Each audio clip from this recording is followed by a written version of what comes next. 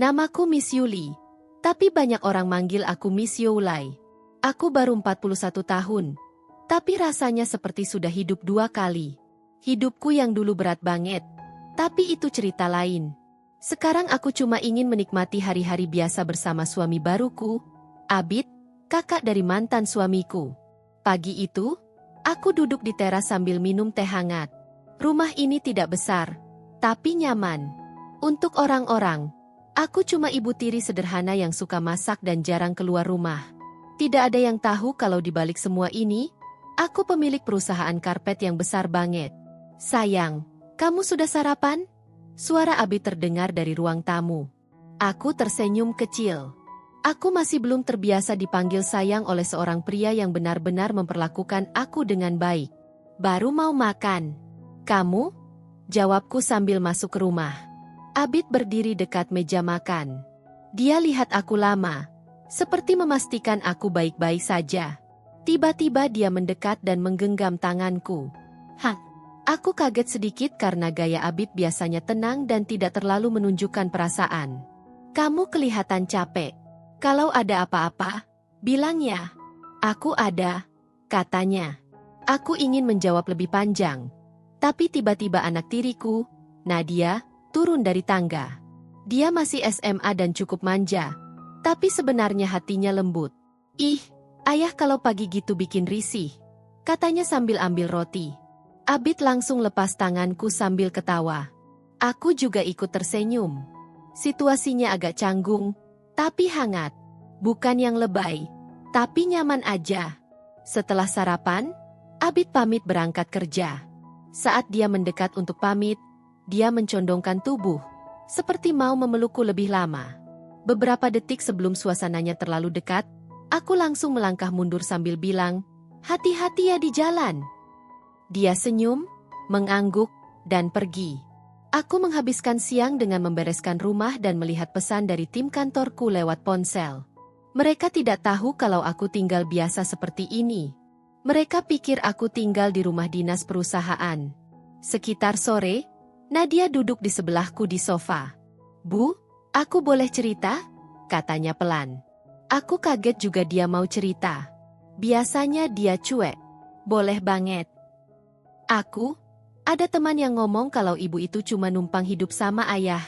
Mereka bilang ibu itu nggak kerja dan cuma ngabisin uang keluarga.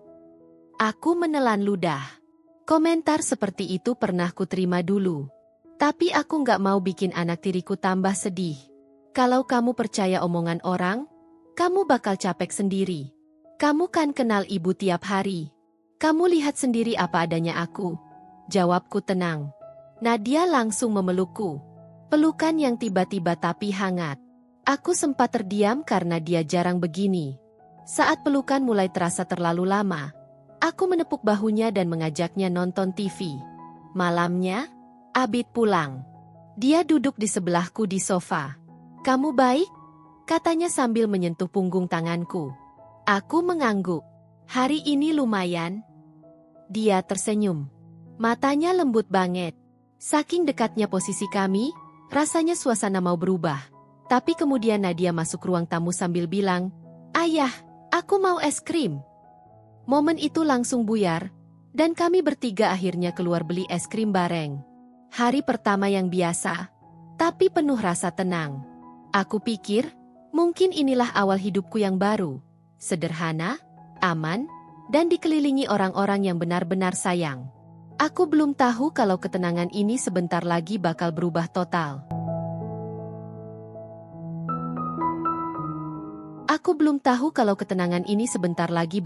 total.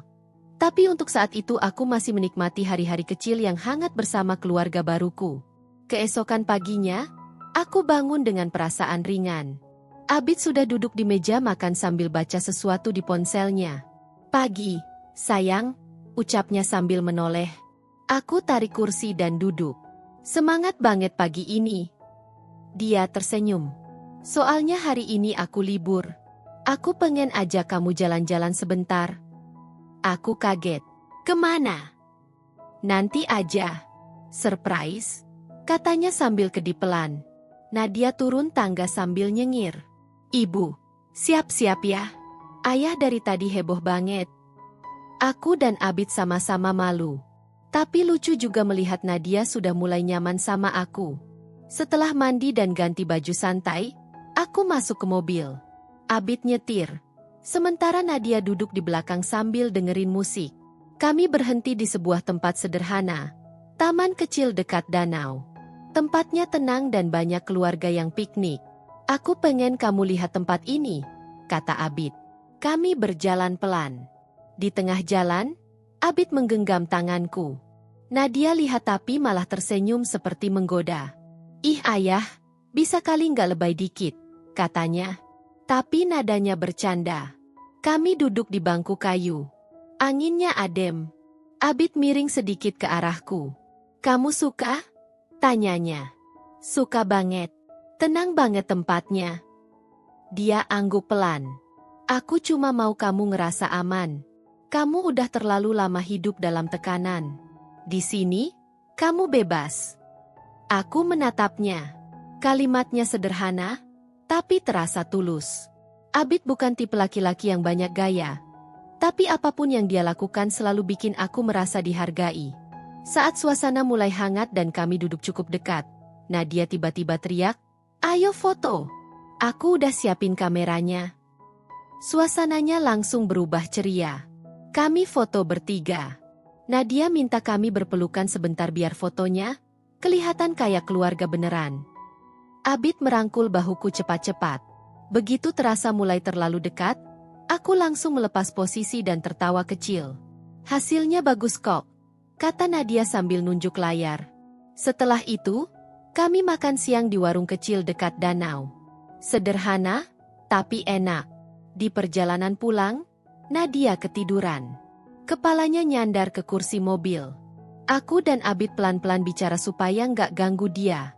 Yul, aku seneng kamu nyaman di sini, kata Abid. Aku juga. Kamu bikin semuanya tenang. Abid menatap aku sebentar. Aku janji bakal jaga kamu apapun yang terjadi.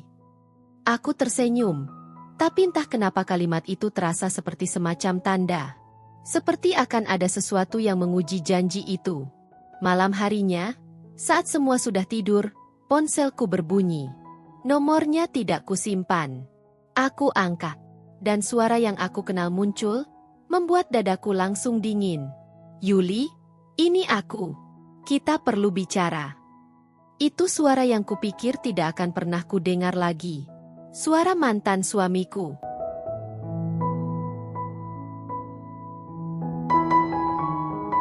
Itu suara mantan suamiku. Begitu ku dengar suaranya, tubuhku langsung kaku. Aku berdiri di dekat jendela kamar supaya tidak membangunkan Abid. Ah, apa lagi? Tanyaku pelan. Kita ketemu. Besok. Aku butuh ngomong langsung. Katanya tanpa basa-basi. Aku sudah punya hidup baru. Aku tahu. Justru itu. Kita harus bicara. Nada suaranya bukan marah, tapi terdesak. Aku tidak suka. Dulu setiap awal masalah selalu pakai nada itu. Aku menutup telepon tanpa janji apa-apa. Setelah itu aku duduk lama di tepi tempat tidur. Abid tidur tenang, tidak tahu apapun. Besoknya, saat sarapan, Nadia cerita soal tugas sekolah. Aku mencoba terlihat biasa saja, tapi Abid memperhatikan aku terus. Kamu kok diam? Tanya Abid. Cuma kurang tidur, jawabku cepat. Dia tidak memaksa. Dia hanya menggeser cangkir teh ke arahku. Minum biar segar. Setelah Abid berangkat kerja dan Nadia ke sekolah, aku menimbang-nimbang. Kalau aku tidak menemui mantan suamiku, takutnya dia datang ke rumah. Itu jauh lebih berbahaya. Jadi aku memilih bertemu di tempat umum. Aku pergi ke kafe di pusat kota. Saat masuk, aku langsung melihatnya. Mantan suamiku, Randy. Tubuhnya masih sama, tapi tatapannya berbeda. Seperti ada sesuatu yang dia sembunyikan. Aku duduk tanpa senyum. Cepat saja. Ada apa? Yul, aku minta maaf soal masa lalu, katanya. Aku mendengus kecil. Terlambat. Aku serius. Tapi itu bukan alasan aku ngajak ketemu. Aku lagi dalam masalah besar. Dan aku tahu kamu bisa bantu. Aku langsung merasa tidak nyaman. Aku bukan siapa-siapa buat kamu lagi. Tapi kamu sukses sekarang, kan? Orang-orang bilang kamu punya bisnis besar. Jantungku langsung berhenti sepersekian detik. Jadi rumor itu sudah sampai ke dia. Padahal selama ini aku pura-pura hidup sederhana. Aku tidak jawab apapun. Randy mencondongkan tubuh. Aku butuh bantuan uang. Kalau tidak, aku bisa kehilangan banyak hal. Aku berdiri. Maaf, aku nggak bisa. Dan mulai sekarang, jangan hubungi aku lagi. Saat aku mau pergi, dia memegang lenganku. Pegangan yang tidak kasar, tapi jelas memaksa. Begitu aku merasa tidak nyaman, aku langsung menarik tanganku dan mundur. Aku bilang enggak, kataku tegas. Aku keluar dari kafe secepat mungkin. Di luar, aku meremas tasku kuat-kuat. Satu rasa lama muncul, ketakutan. Emosi yang dulu sering kurasakan. Saat pulang, Nadia langsung menyambutku. Ibu beli sesuatu? Tanyanya polos. Aku tersenyum tipis. Enggak, cuma keluar sebentar. Malamnya, Abid duduk di sebelahku di sofa. Aku ngerasa kamu lagi mikirin sesuatu. Boleh cerita? Aku diam lama. Aku ingin cerita. Tapi aku juga takut bikin dia khawatir. Abid mendekat dan menggenggam tanganku. Gerakannya pelan, menenangkan. Aku di sini. Apapun itu. Aku baru mau bicara. Tiba-tiba ponselku berbunyi. Pesan baru. Dari Randy. Isinya cuma satu kalimat. Kalau kamu nggak bantu aku, siap-siap sama akibatnya. Aku langsung terdiam. Dan saat itu aku sadar, ini awal masalah besar.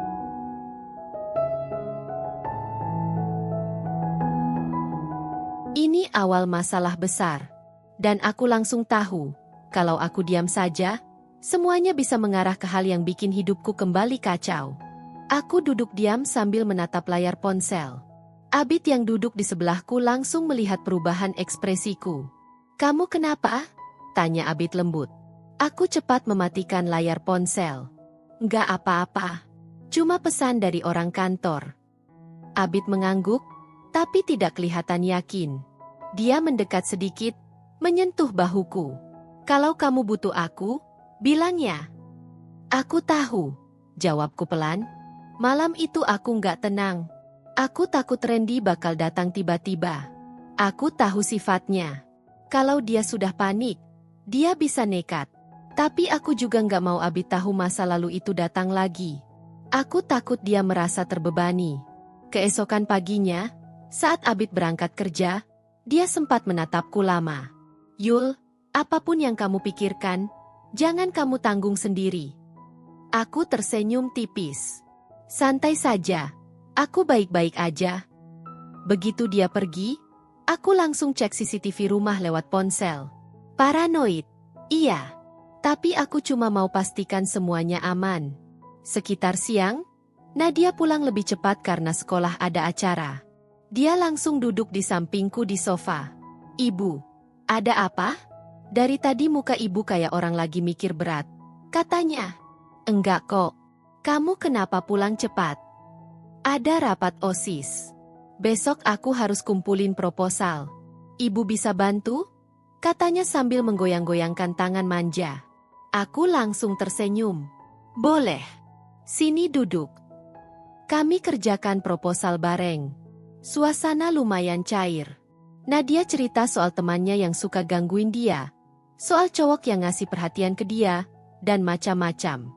Rumah jadi ramai lagi. Sesaat aku lupa soal masalahku. Tapi saat Nadia ke kamarnya, aku buka pesan Randy lagi. Aku kasih waktu 3 hari. Aku menghela napas panjang.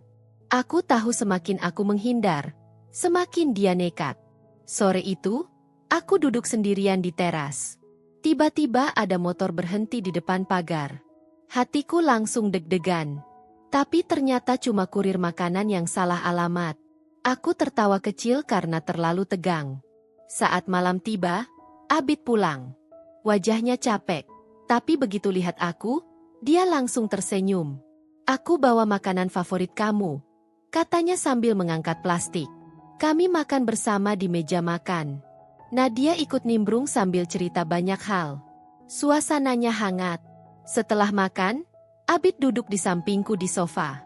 Dia narik napas dalam-dalam dan berkata, kayaknya aku harus libur 2 hari. Aku mau lebih banyak waktu sama kamu. Aku kaget. Kenapa tiba-tiba gitu? Karena aku ngerasa kamu butuh ditemenin. Dari kemarin aku lihat kamu gak setenang biasanya. Dia menggenggam tanganku. Pegangan itu menenangkan. Saking dekatnya posisi kami, suasananya mulai berubah lebih hangat.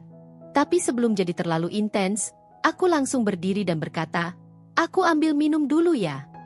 Kamu nggak apa-apa? Tanya Abid. Aku tersenyum. Cuma haus. Saat aku berdiri, ponselku bunyi lagi. Kali ini bukan pesan. Telepon masuk. Nama yang muncul membuat perutku langsung terasa dingin. Randy. Dan kali ini, dia menelepon terus tanpa berhenti.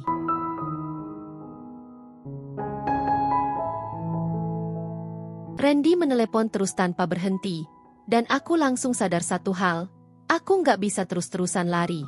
Kalau aku diam saja, dia bisa datang ke rumah atau ngeganggu keluargaku.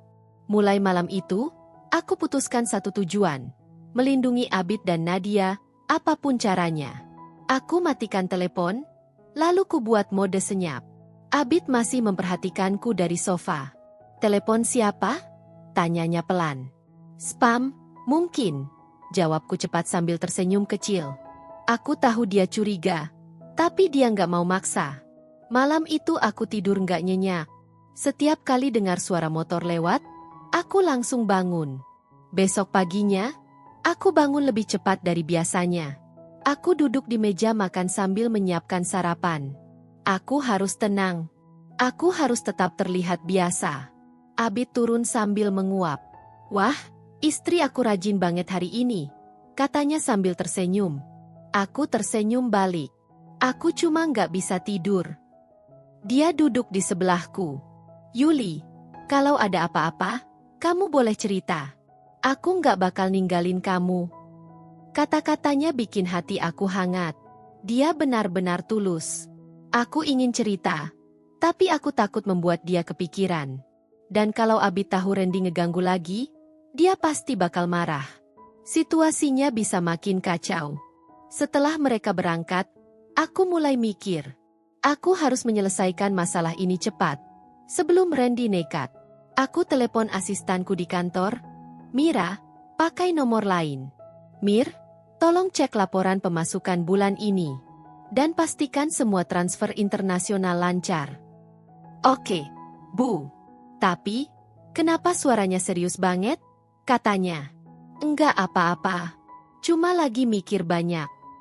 Padahal sebenarnya aku lagi ngecek kekuatan aku sendiri. Kalau sampai Randy minta uang dengan jumlah besar, aku harus siap menolaknya dengan tegas. Siang hari, aku pergi ke gudang perusahaan untuk mengecek produksi. Semua pegawai kaget karena bos besar mereka datang tanpa kabar. Bu Yuli, ada apa? Tanya salah satu supervisor. Nggak apa-apa. Cuma lihat kondisi. Jalanin seperti biasa ya. Aku berkeliling sebentar, memastikan bisnis berjalan lancar.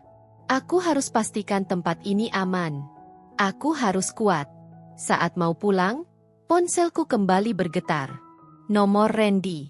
Kali ini pesan. Besok aku datang ke rumahmu kalau kamu masih ngehindar. Aku langsung berhenti jalan. Ini bukan lagi ancaman kecil. Dia bisa benar-benar datang. Dan kalau itu terjadi, Abid pasti tahu semuanya. Sore itu aku pulang lebih cepat. Nadia lagi ngerjain PR di ruang tamu. Dia lihat wajahku dan langsung bertanya, "Ibu capek ya?" Aku duduk di sampingnya. Sedikit. Dia bersandar ke pundakku tanpa banyak bicara. Momen itu hangat. Dia mulai dekat denganku. Aku ingin melindungi dia juga. Abid pulang agak malam. Dia langsung duduk di sebelahku dan menarik napas panjang. Hari ini melelahkan banget. Aku tersenyum. Sini, aku pijatin sedikit, kataku sambil memijit pundaknya. Dia menutup mata, menikmati, dan sempat menyentuh tanganku pelan. Suasananya berubah hangat, tapi sebelum jadi makin dekat, Nadia muncul sambil bilang, "Ayah, aku lapar." Abid langsung buka mata dan tertawa. "Oke deh, ayo makan."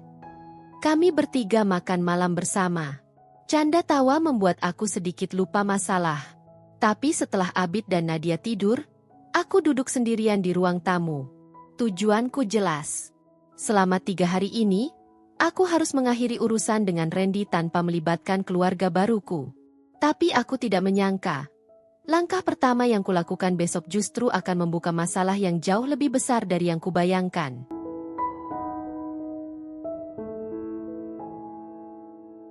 Benar saja, langkah pertama yang kulakukan besok membuka masalah yang jauh lebih besar dari yang kubayangkan.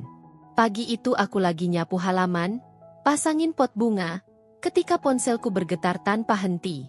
Layar penuh notifikasi dari grup kantor, dari nomor yang gak kukenal, dan, yang paling bikin jantung berdegup, tangkapan layar artikel gosip yang lagi viral.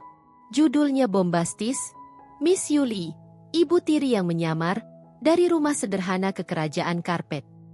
Ada foto lama aku dengan Randy, yang dia jual ke wartawan, dan kata-kata yang sengaja dilebih-lebihkan.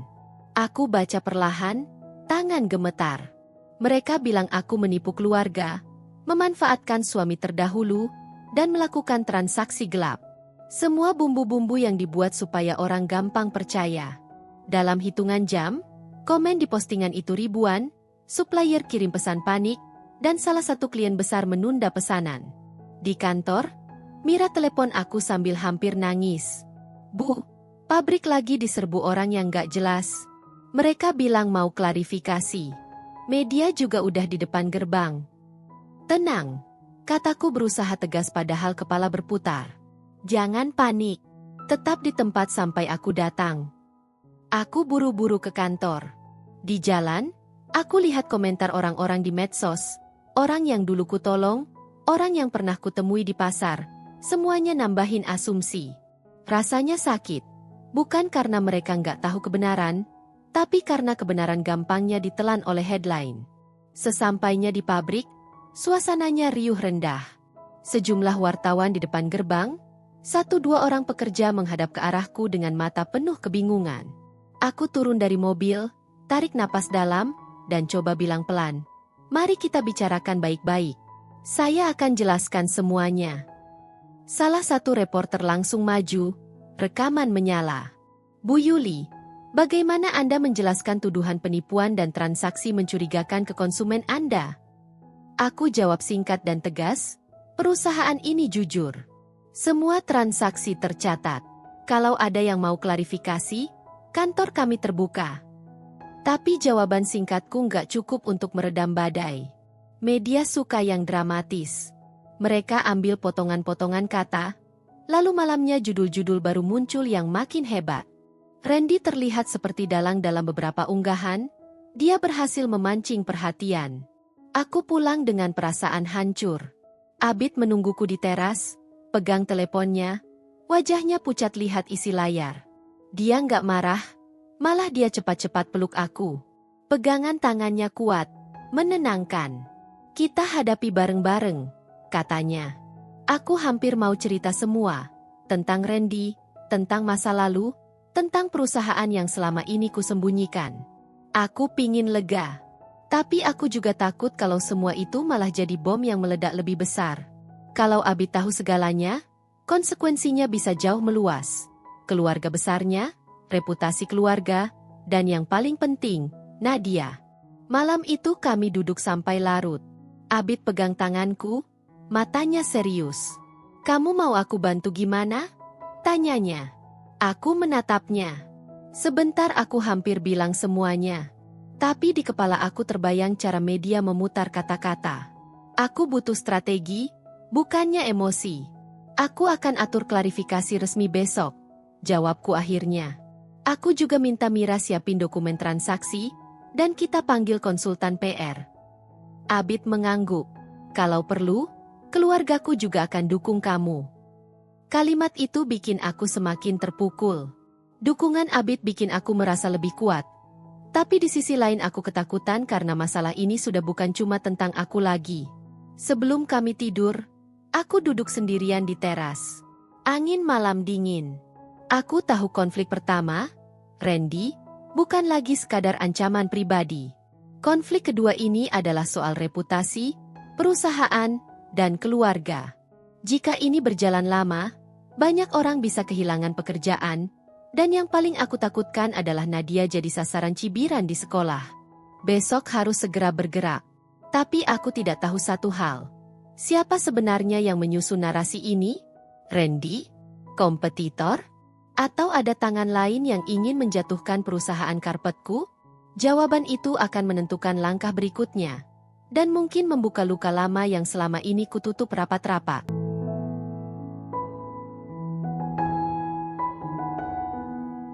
Besok paginya, seperti yang sudah kurencanakan, aku langsung berangkat ke kantor lebih pagi dari biasanya. Aku harus bergerak cepat. Itu yang terus terulang di kepalaku sejak malam tadi. Begitu turun dari mobil, Mira sudah nunggu di pintu masuk. Wajahnya jelas kurang tidur. Bu, wartawan masih nongkrong di depan gerbang. Tapi bagian produksi aman. Saya juga sudah siapin dokumen transaksi 3 tahun terakhir. Bagus. Nanti kita siapin ruang meeting buat klarifikasi. Kami masuk ke ruanganku. Semua dokumen sudah rapi di atas meja. Tapi sebelum aku sempat buka berkas, telepon kantor bunyi. Mira angkat, lalu nutup mic-nya sebentar. Bu, ini dari salah satu klien besar. Katanya mau membekukan sementara semua kerjasama sampai isu ini selesai. Dadaku langsung sesak. Itu adalah klien yang porsinya paling besar di laporan bulan ini. Kalau mereka kabur, efeknya bisa kemana-mana. Gaji pegawai, operasional, semuanya bakal ketarik. Oke, kataku pelan. Makasih, Mir. Tolong catat semuanya. Kita bakal butuh data buat jumpa pers. Mira mengangguk, lalu keluar. Aku mulai buka salah satu berkas. Mencoba cek apakah ada celah yang bisa diserang pesaing. Tapi sebelum sempat membaca 2 halaman, pintu ruanganku diketuk cepat. Mira masuk lagi, wajahnya tegang. Bu, ada tamu. Katanya mendesak dan berkaitan dengan masalah ini. Wartawan lagi? Bukan. Ini, dari perusahaan karpet Bintang Raya. Nama itu bikin aku langsung tegak. Bintang Raya adalah kompetitor terdekat. Yang sejak 3 tahun lalu bersaing harga dan pasar sama kami. Siapa yang datang? Direkturnya langsung. Pak Surya. Aku tarik napas. Ini mencurigakan. Baik. Suruh dia masuk. Beberapa detik kemudian, Surya masuk dengan setelan rapi dan senyum dingin yang langsung membuat suasana berubah. Dia duduk tanpa diundang. Bu Yuli, saya langsung saja. Katanya. Perusahaan Anda sedang dalam masalah besar. Media sudah angkat isu soal reputasi Anda, dan jujur saja, ini akan berdampak buruk ke industri. Terus? Tanyaku hati-hati. Dia sandarkan punggung. Nada suaranya santai tapi menusuk. Kalau Anda butuh bantuan untuk meredam isu, saya bisa bantu. Dengan syarat, aku sudah bisa menebak. Perusahaan saya merger ke perusahaan Anda. Dia tersenyum tipis. Tidak perlu merger. Anda cukup menjual pabrik dan brand Anda pada kami. Sebelum semuanya ambruk. Kalau skandal ini makin besar, nilai perusahaan Anda bisa jatuh separah-parahnya. Anda rugi. Pegawai Anda rugi. Semua rugi. Tawaran saya justru menyelamatkan. Hatiku terbakar. Jadi kamu pikir aku bakal nyerah semudah itu? Ini bukan soal menyerah, Bu. Ini soal realita. Anda sedang disudutkan. Saya cuma memberi opsi paling masuk akal. Aku menatapnya lama. Rasanya jelas, dia tahu sesuatu. Mungkin dia bahkan terlibat dalam penyebaran gosip ini. Tapi tanpa bukti, tuduhan itu cuma jadi bumerang. Aku akan pikirkan, ujarku singkat. Surya berdiri, merapikan jasnya. Saran saya, jangan terlalu lama. Skandal seperti ini cepat menyebar. Besok bisa lebih buruk dari hari ini. Setelah dia pergi, aku duduk lemas. Kepalaku penuh kemungkinan buruk. Kalau benar kompetitor ikut nyebarin gosip, berarti ini bukan cuma serangan personal. Ini serangan terencana. Beberapa menit kemudian ponselku berbunyi. Nama Abid muncul di layar. Sayang, kamu di kantor? Suaranya terdengar khawatir. Iya. Baru selesai ketemu orang. Kamu nggak apa-apa? Ada gosip baru muncul lagi. Aku takut kamu stres sendirian. Tenang, aku kuat. Jawabku walau suara sendiri berat. Kalau butuh aku dateng, bilang ya. Aku mengangguk meski dia nggak bisa lihat. Iya. Setelah telepon ditutup, Mira masuk lagi membawa map tambahan. Bu, ini ada email anonim yang masuk barusan. Isinya foto-foto lama waktu ibu sama suami ibu yang dulu, kayaknya mau disebar. Aku langsung merinding. Foto-foto itu disimpan Randy. Hanya dia yang punya. Kalau foto-foto itu nyebar, gosip bisa makin liar. Mir, kamu simpan dulu. Jangan dibalas apapun. Mira mengangguk. Aku menyandarkan kepala ke kursi. Ini makin jelas. Randy nggak cuma mau balas dendam pribadi. Dia kerja bareng seseorang. Entah kompetitor, entah orang lain yang punya kepentingan lebih besar. Dan sebelum episode ini berakhir, aku sadar satu hal. Jika aku tidak menyerang balik, mereka akan hancurkan bukan cuma aku, tapi semua orang yang kusayangi.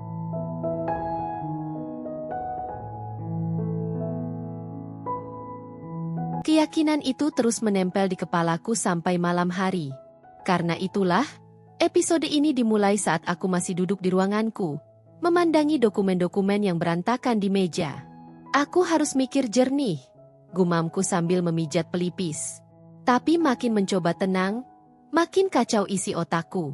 Tiba-tiba pintu diketuk. Mira masuk buru-buru. Bu, ada masalah baru. Aku mengerutkan dahi. Masalah apa lagi? Mira menyerahkan ponselnya. Di layar, ada video pendek yang sudah tersebar di media sosial. Judulnya, Miss Yuli, ibu tiri tajir palsu, dulu diusir keluarga suami karena ngerepotin. Isi videonya potongan foto-foto masa laluku yang diedit seolah-olah aku hidup numpang. Gak punya apa-apa, terus dimanfaatkan oleh keluarga mantan suamiku. Emosi langsung naik. Ini murni fitnah. Dan yang paling parah, videonya udah jutaan views. Ini udah meledak. Bu, kata Mira pelan. Semua komentar nyerang ibu. Aku berdiri, napas mulai berat. Kita butuh tim legal. Kita harus cari tahu siapa yang pertama kali upload. Mira mengangguk cepat, lalu keluar lagi. Aku duduk. Dan entah kenapa, untuk sesaat aku merasa benar-benar sendirian. Dunia seperti kompak menjatuhkan aku. Tiba-tiba pintu ruanganku kebuka lagi. Abid muncul sambil membawa 2 gelas kopi panas. Aku tahu kamu butuh ini. Begitu melihat wajahnya, tiba-tiba semua tekanan seolah turun sedikit. Aku menghela napas panjang. Kenapa kamu kesini? Ini jam kerja kamu. Aku nggak bisa tenang di rumah, jawabnya sambil menaruh kopi di mejaku. Aku lihat videonya. Itu gila. Kamu nggak sendirian, Yul? Dia mendekat, memegang bahuku dengan lembut. Tatapannya tulus, hangat, bikin dadaku aneh sendiri. Aku memejam sebentar. Aku takut bisnis ini hancur. Takut semua orang kena imbasnya. Aku di sini. Kita cari jalan bareng. Kami saling menatap cukup lama. Ada rasa canggung, campur haru, campur marah terhadap situasi. Abid seperti mau memeluk, tapi aku cepat berdiri agar momen itu nggak melebar ke arah yang nggak boleh. Ayo, bantu aku cek dokumen, ujarku buru-buru. Aku butuh kepala dingin. Abid tersenyum kecil. Siap, Miss Boss. Kami mulai kerja bareng. Dia duduk di seberangku, baca-baca laporan transaksi, sementara aku nyari pola yang janggal. Beberapa menit kemudian, Aku menemukan sesuatu. Masa sih? Aku memperbesar salah satu file. Abid meraih kursinya, mendekat ke sisi meja. Ketemu apa? Aku tunjuk salah satu data impor 3 tahun lalu. Ini, ada pembelian bahan baku dengan jumlah besar, tapi nggak pernah lewat proses produksi. Artinya bahan bakunya hilang. Abid membaca cepat. Ini bisa jadi masalah penggelapan internal. Aku mengangguk. Dan kalau penggelapan ini kebongkar sekarang, bersamaan dengan gosip-gosip itu, perusahaan bisa kacau. Siapa yang pegang akses ke pembelian ini? Tanya Abid. Aku membuka data tambahan. Namanya muncul jelas. Mira. Abid menatapku terkejut. Aku menggeleng cepat. Enggak. Dia cuma nge-input. Yang tanda tangan, manajer lama sebelum dia pindah ke perusahaan lain. Abid menghela napas. Berarti ada 2 masalah. Gosip dari luar, dan kemungkinan sabotase dari dalam. Aku merapatkan bibir. Iya. Dan dua-duanya bisa saling dimanfaatin. Abid berdiri. Kita butuh langkah besar. Yul, kalau kamu mau selamatin nama kamu, perusahaan kamu harus berani ambil tindakan paling berat. Dan itu apa? Abid ragu sesaat. Kamu harus adakan konferensi pers. Jelasin semuanya. Tapi bukan sekadar klarifikasi. Kamu harus buka kisah hidup kamu, termasuk hal-hal yang dulu kamu simpan rapat. Aku langsung menghela napas panjang. Kamu tahu aku nggak suka buka masa lalu. Kalau kamu diam, orang lain akan mengendalikan cerita tentang kamu. Dan mereka nggak akan berhenti. Aku terdiam. Ucapannya tepat. Menusuk. Tapi masuk akal. Abid mendekat, menatapku serius. Jangan takut. Aku bakal berdiri di samping kamu. Aku menunduk. Ada perasaan hangat, ada rasa nyaman, dan ada sedetik momen yang hampir mengarah ke dekat. Namun aku cepat berdiri, merapikan dokumen. Baik, kita mulai rencananya besok. Abid mengangguk, tapi dia jelas menyadari momen yang tadi hampir jadi sesuatu. Dan tanpa kami sadari,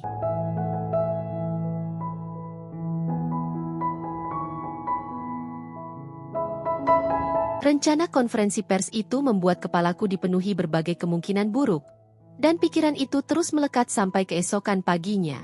Karena itulah episode ini dimulai saat aku baru turun dari mobil di halaman kantor, dengan napas yang terasa berat. Mira langsung menghampiri. Bu, media makin banyak. Mereka sudah nunggu di luar pagar sejak subuh. Aku sudah siap, jawabku, meski suara sendiri terdengar gugup. Kami berjalan masuk. Abid sudah menunggu di ruang meeting, lengkap dengan catatan, proyektor, dan draft pernyataan publik. Dia berdiri begitu melihatku, lalu menahan bahuku sebentar. Kamu oke? Belum tentu, kataku, tapi aku jalan terus. Abid tersenyum tipis. Itu yang bikin kamu luar biasa. Kami duduk bertiga, aku, Abid, dan Mira, menyusun alur konferensi pers, klarifikasi gosip, penjelasan data perusahaan, dan rencana audit internal. Tapi belum sempat kami selesai, Mira mendapat telepon. Wajahnya langsung berubah pucat. Bu, ini parah. Aku menatapnya. Apa lagi? Mira memutar layar ponselnya ke kami. Ada postingan baru di media sosial dari akun anonim. Judulnya, Bukti Miss Yuli merebut suami sendiri, chat lama terungkap.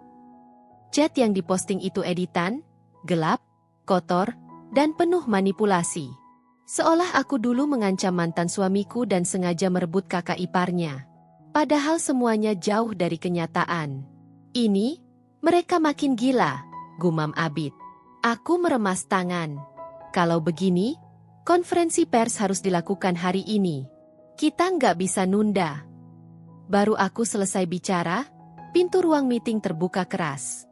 Surya, direktur Bintang Raya, masuk tanpa izin. Apa ini? Tanyaku tajam. Surya tersenyum, sok santai. Tenang, saya cuma mau memberi informasi tambahan sebelum Anda membuat keputusan gegabah. Abid langsung berdiri mendekatinya. Mas, ini ruang internal. Kalau nggak diundang, tolong keluar. Surya melirik Abid, lalu menatapku lagi. Bu Yuli, saya hanya ingin kasih tahu. Sebelum Anda bicara ke media, pikirkan baik-baik. Karena kalau Anda memutuskan membuka masa lalu, pihak lain mungkin juga akan membuka versi mereka. Dan itu bisa memperburuk keadaan. Aku merasakan jantungku berdebar keras. Kamu ngancam aku? Bukan. Hanya mengingatkan. Lalu dia mengeluarkan satu map merah dari tasnya dan meletakkannya di meja. Isi map ini bisa menjelaskan banyak hal tentang keluarga mantan suami Anda. Mira menatap map itu seperti melihat bom aktif. Apa isinya? Tanyaku, nada rendah. Buka saja. Tapi kalau saya boleh saran, jangan lakukan konferensi pers. Surya menepuk meja, lalu berbalik pergi. Pintu menutup. Hening. Mira dan Abid sama-sama menatapku. Aku mengambil map itu perlahan, membuka isinya, dan jantungku serasa jatuh. Di dalamnya ada fotokopi dokumen utang besar atas nama mantan suamiku, dan beberapa bukti transaksi gelap yang ternyata melibatkan salah satu keluarganya. Jika ini terbongkar, mereka akan kena masalah besar, dan mereka bisa saja mengalihkan semua kesalahan itu ke aku. Ini gila, Abid menggeleng. Mereka mau narik kamu ke tengah masalah mereka. Aku menghela napas panjang. Randy pasti tahu soal ini. Itu sebabnya dia nekat bikin gosip. Dia takut aku buka mulut. Mira duduk pelan, tampak cemas. Bu, apa kita tetap jalan konferensi pers? Aku berdiri. Jantungku masih berat, tapi pikiranku mulai jernih. Justru karena semua orang mau mengendalikan cerita tentang aku harus bicara. Kalau aku diam, mereka makin liar. Abid tersenyum kecil, bangga. Oke, kita siapin semuanya. Kami mulai menyusun ulang pernyataan. Tapi menjelang siang, Mira masuk lagi. Kali ini wajahnya benar-benar panik. Bu, ada gosip baru lagi. Ini yang paling parah. Aku mengerutkan dahi. Apa sekarang? Mira membuka laptop, memperlihatkan sebuah unggahan viral. Isinya foto editan yang membuatku tampak seolah bertengkar di tempat umum dengan mantan suamiku. Padahal itu nggak pernah terjadi. Komentarnya ribuan. Semua nyerang. Abid menatapku. Ini sudah masuk tahap penghancuran karakter total. Ini bukan sekadar gosip. Aku memejam mata sebentar. Aku tahu. Abid mencondongkan badan, menatapku serius. Yuli, kalau konferensi pers ini gagal, kamu bisa kehilangan semuanya. Bukan cuma nama baik. Perusahaan kamu bisa tutup. Kamu harus siap. Aku mengangguk pelan. Ada momen hening. Sebuah momen yang bikin kami saling menatap lebih lama dari seharusnya. Dia memegang pundakku, lembut dan meyakinkan, seolah ingin memeluk. Tapi aku mundur setengah langkah untuk menjaga batas. Terima kasih, ucapku lirih. Dan sebelum episode ini berakhir, aku berdiri, menarik napas panjang. Kita jalan sesuai rencana. Konferensi pers jam 4 sore ini. Abid dan Mira mengangguk. Karena mulai detik itu, aku sadar. Ini bukan lagi tentang membela diri, ini tentang bertahan hidup. Konferensi pers dimulai sore itu, tepat jam 4. Karena itulah episode ini dibuka saat aku berdiri di belakang panggung kecil yang dipersiapkan tim kantor. Sementara suara wartawan dan kilatan kamera sudah kedengaran dari balik tirai. Tanganku dingin. Jujur, aku takut. Tapi aku nggak punya pilihan lain. Abid berdiri di sampingku, memegang bahuku sebentar. Kamu siap? Nggak siap pun harus jalan, jawabku pelan. Mira juga ada di sana, memegang tablet yang berisi rangkuman data perusahaan. Bu, setelah pembuka, saya akan bantu jawab bagian laporan keuangan ya. Aku mengangguk. Tirai dibuka. Cahaya kamera langsung bikin mataku sedikit silau. Puluhan wartawan berebut posisi. Mikrofon dari berbagai media memenuhi meja. Aku duduk, lalu Abid berdiri di samping, seolah jadi tameng tanpa diminta. Seorang wartawan langsung nyelonong, "Bu Yuli, benar Anda merebut suami kakaknya sendiri? Apa benar Anda dulu hidup menumpang dan pura-pura miskin? Benarkah perusahaan ibu terlibat kasus keuangan?" Pertanyaan-pertanyaan itu dilempar seperti panah. Aku tarik napas panjang, lalu mulai bicara. "Halo semuanya. Hari ini saya di sini bukan untuk berdebat, tapi untuk menjelaskan." Ruangan langsung lebih tenang. Saya memang berasal dari keluarga biasa di Arab. Saya datang ke Indonesia karena menikah dengan suami pertama saya. Dan benar, rumah tangga itu berakhir buruk. Tapi bukan karena saya merepotkan. Bukan karena saya numpang hidup. Tapi karena saya diperlakukan tidak adil. Beberapa wartawan langsung mengetik cepat. "Saya membangun perusahaan karpet ini dari nol. Sejak saya masih dianggap nggak bisa apa-apa. Saya bekerja diam-diam, menyimpan hasil usaha diam-diam, bukan untuk bohong, tetapi untuk melindungi diri sendiri." Aku berhenti sebentar. Abid mengangguk memberi isyarat bahwa aku sudah tepat. "Dan pernikahan saya sekarang dengan Abid bukan hasil perebutan," lanjutku. "Kami menikah bertahun-tahun setelah saya bercerai. Hubungan kami sah, bersih, dan disetujui keluarga besar." Wartawan mulai melontarkan pertanyaan baru, tapi aku angkat tangan. "Tunggu dulu, saya belum selesai." Aku mengeluarkan beberapa lembar dokumen. Gosip tentang saya diciptakan oleh akun anonim dan akun-akun palsu. Saya sudah menyerahkan semuanya ke tim hukum. Kami juga sedang mengaudit transaksi lama perusahaan, karena ada indikasi penggelapan dari mantan karyawan manajemen lama. Mira menambahkan, "Semua laporan ini punya data dan bukti. Kami akan buka ke publik setelah proses audit selesai." Ruangan mendadak ribut. Kamera makin agresif. Seorang wartawan perempuan bertanya lantang, "Kalau begitu, Anda mau bilang bahwa mantan suami Anda terlibat?" Aku menatapnya tenang. Saya tidak menuduh siapapun. Tapi saya tahu, ada pihak yang sengaja menyebar fitnah untuk menjatuhkan saya. Wartawan saling pandang. Aku melanjutkan, dan saya tidak akan tinggal diam. Tepat saat itu, salah satu wartawan berdiri sambil mengangkat ponselnya. "Bu, ini penting. Ada postingan baru." Semua orang mulai melihat layar masing-masing. Aku ikut mengintip ponsel Mira. Postingannya dari akun anonim yang sama. Tapi kali ini kontennya jauh lebih jahat. Breaking. Miss Yuli terlibat skandal dengan pria muda di kantor sendiri. Dan di bawahnya ada foto, aku dan Abid. Foto yang diambil diam-diam dari jendela ruang kerjaku. Foto saat Abid memegang bahuku tadi siang. 1 detik itu terasa lama banget. Abid langsung pegang kepalanya. "Ya ampun." Mira melotot, "Ini fitnah tingkat dewa." Para wartawan mulai teriak-teriak. "Bu Yuli, siapa pria itu? Apakah itu benar? Apakah Anda punya hubungan sebelum menikah?" Abid berdiri 1 langkah di depanku, melindungi. "Semua itu bohong. Itu momen kerja biasa. Tolong jangan memelintir." Tapi wartawan gak peduli. Kilatan kamera makin brutal. Aku menghela napas, mencoba tetap tenang. Kami tidak melakukan hal seperti yang dituduhkan.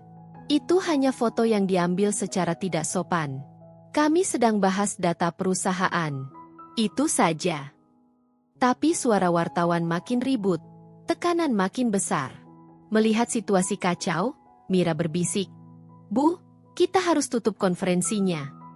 Aku mengangguk. "Baik, kita akhiri." Abid langsung menarikku keluar lewat pintu samping sambil menunduk agar kamera tidak dapat sudut bagus. Mira menutup belakang. Begitu pintu tertutup, aku akhirnya bisa bernapas panjang. Tapi degup jantungku masih kencang. Abid menatapku, berat. "Yul, mereka nggak akan berhenti." Aku mengangguk. Aku tahu. Mira ikut menatapku. "Bu, ini sudah sampai titik paling gila. Gosip awal masih belum selesai. Sekarang muncul gosip baru lagi. Semua numpuk." Aku bersandar ke dinding, tubuhku terasa lemas. Ini puncak dari semua konflik. kataku pelan. Kalau langkah ini gagal, aku mungkin beneran kehilangan semuanya. Abid mendekat, menatapku penuh kekhawatiran. Kita masih punya satu cara terakhir. Aku menatapnya. Cara apa? Abid menelan ludah. Kita harus temukan siapa dalang aslinya, dan lawan mereka langsung. Dan sebelum episode ini berakhir, aku sadar. Ini bukan sekadar bertahan. Ini perang.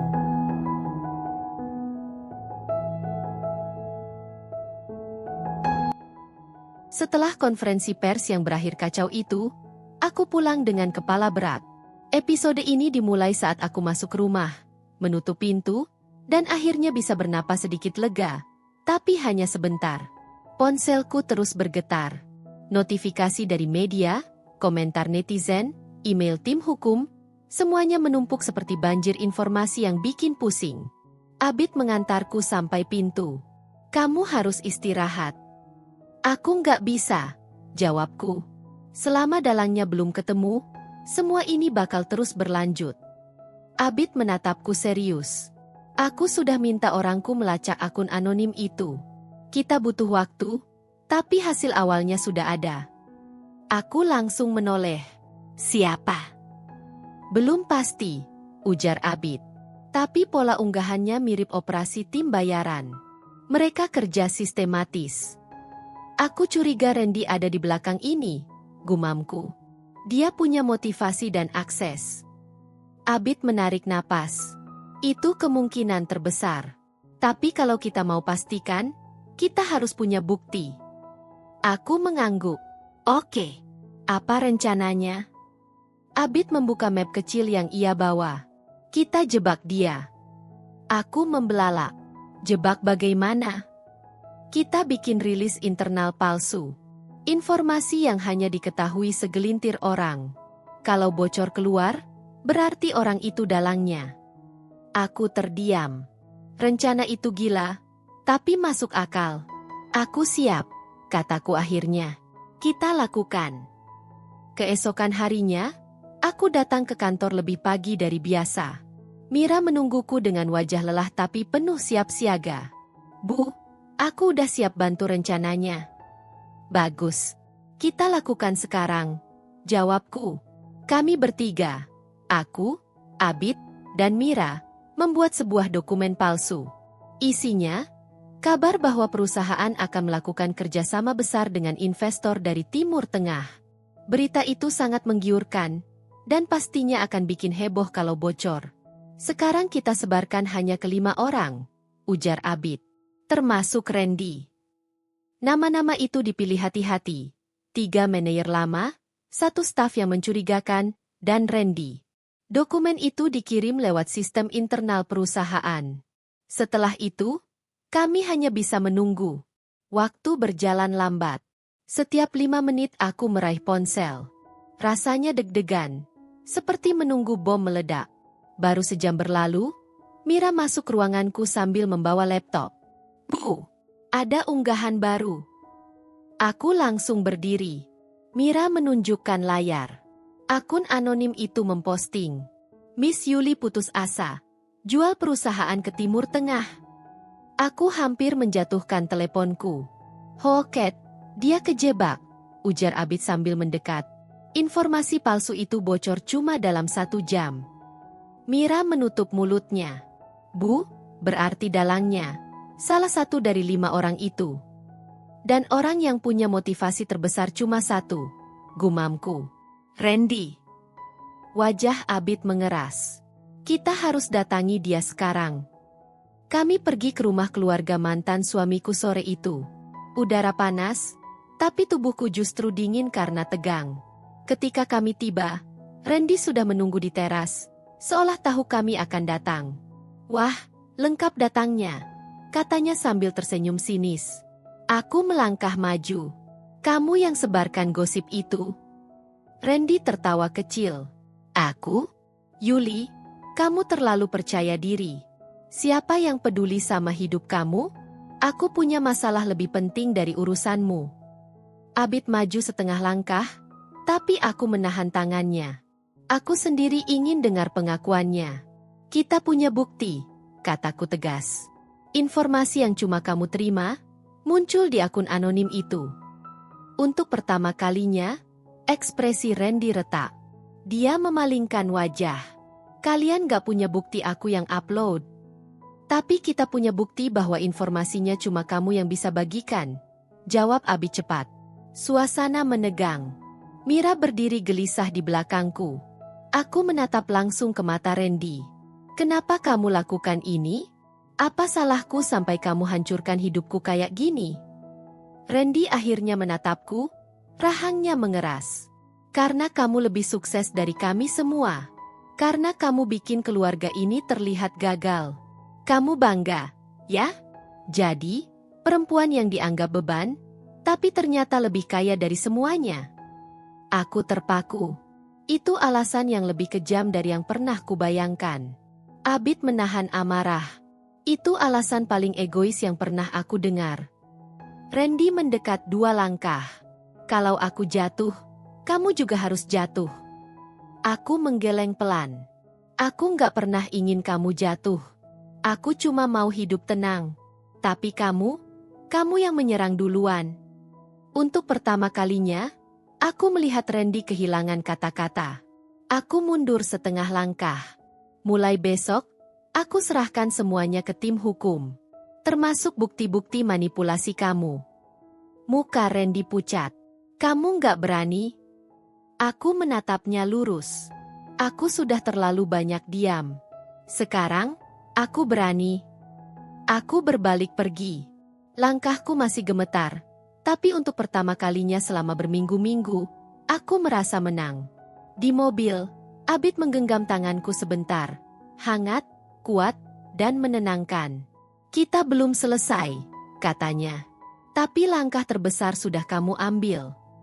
Aku tersenyum tipis. Aku tahu. Dan aku siap. Karena mulai dari episode ini, aku terbangun pagi itu dengan kepala masih berat karena semalaman aku dan Bima menyusun rencana terakhir yang bisa kami lakukan. Nafas aku panjang, tapi hatiku mantap. Hari ini kita jalan, ucapku sambil menatap Bima. Ia mengangguk pelan, memegang tanganku sebentar. Menenangkan. Lalu kami sama-sama bangun dan bersiap. Rencananya sederhana tapi penuh risiko. Aku akan datang ke acara keluarga besar yang diadakan oleh keluarga Aldi, suamiku, tempat biasanya banyak orang berpengaruh hadir. Di sana, aku harus berani bicara di depan semua orang, menjelaskan siapa aku sebenarnya, apa yang sudah kulalui, dan membongkar semua upaya Aldi menjauhkan aku dari perusahaan karpet yang sebenarnya milikku. Tujuanku cuma satu, mendapatkan kembali hakku tanpa pertengkaran dan tanpa mempermalukan keluarga. Bima mengantarku sampai pintu gedung acara. Sebelum aku masuk, dia menatapku lama. Aku tahu kamu bisa. Tapi kalau kamu ngerasa goyah sedikit aja, aku ada di luar. Tinggal panggil. Aku mengangguk. Terima kasih. Kamu bantu aku lebih dari siapapun. Kami berpelukan sebentar, lalu aku masuk. Begitu pintu aula terbuka, semua kepala menoleh. Aku jarang muncul di acara keluarga seperti ini, jadi orang langsung bisik-bisik. Aldi yang sedang berdiri di podium sempat kaget melihatku, tapi dia cepat memasang senyum seolah tidak terjadi apa-apa. Aku berjalan pelan ke depan, tersenyum sopan. Aldi mendekatiku dan berbisik. Kamu ngapain datang? Aku belum kasih izin. Aku balas dengan suara rendah. Aku nggak butuh izin untuk hadir sebagai istri sahmu. Dia terlihat kesal, tapi acara keburu dimulai. Ketika Aldi hendak memberikan sambutan, aku mengangkat tangan. Boleh aku bicara sebentar? Suaraku terdengar cukup lantang.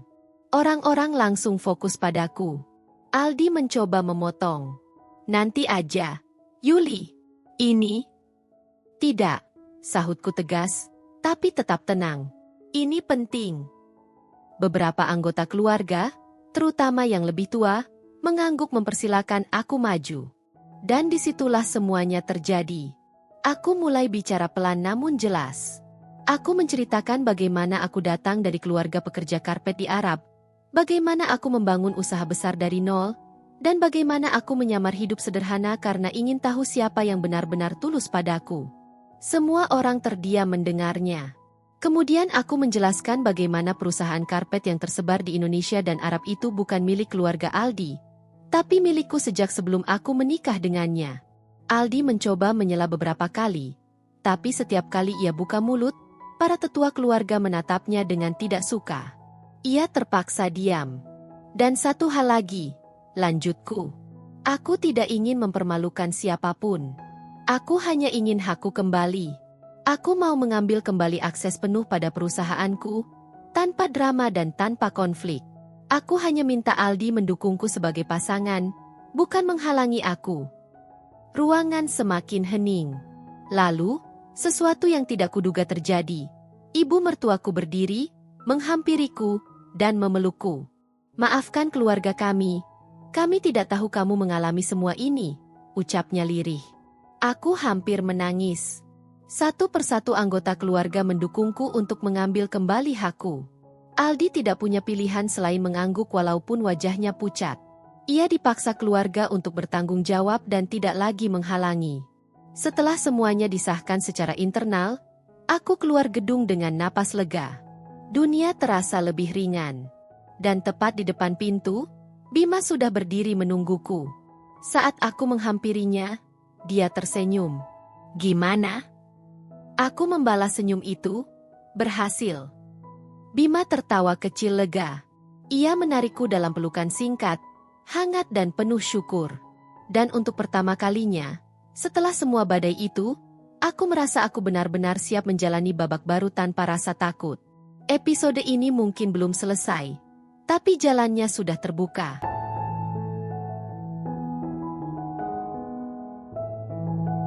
Aku masih merasakan hangatnya pelukan Bima ketika kami akhirnya duduk di kursi taman dekat gedung acara.